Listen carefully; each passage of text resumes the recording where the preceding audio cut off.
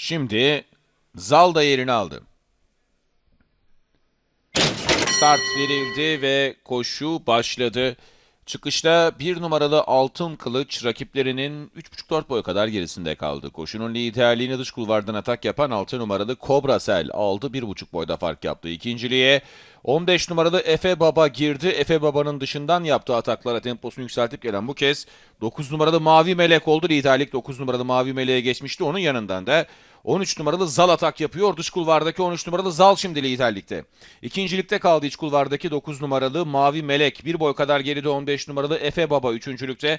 Onun 2 boy gerisinde 6 numaralı Kobra Sel iç kulvarda 4. sırada. Hemen dışında 11 numaralı Turbo Jet var. Yarım boy kadar geride 10 numaralı Can İrem. 2,5-3 boy kadar geride 5 numaralı Dilşan Kızı'nı izliyorum. Dilşan Kızı'nın dışına 7 numaralı Özüm Tatar geldi. 2 boy kadar geride 8 numaralı Aksoyak yanında da 12 numaralı Hisargül sırasıyla safkanlar son 800 metreye girdi.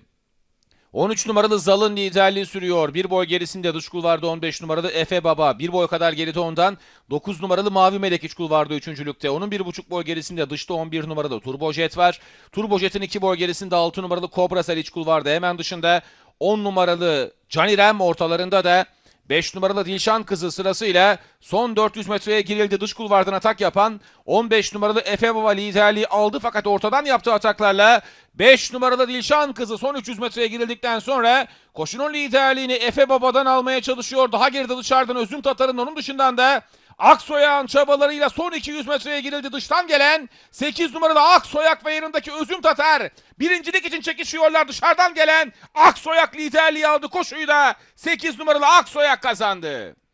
7 numaralı Özüm Tatar ikinci, 2 numaralı Azelhan üçüncü oldu. 14 numaralı Koç Ali de dördüncü koşuyu 8 numaralı Aksoyak Murat Gündüzeli ile kazandı.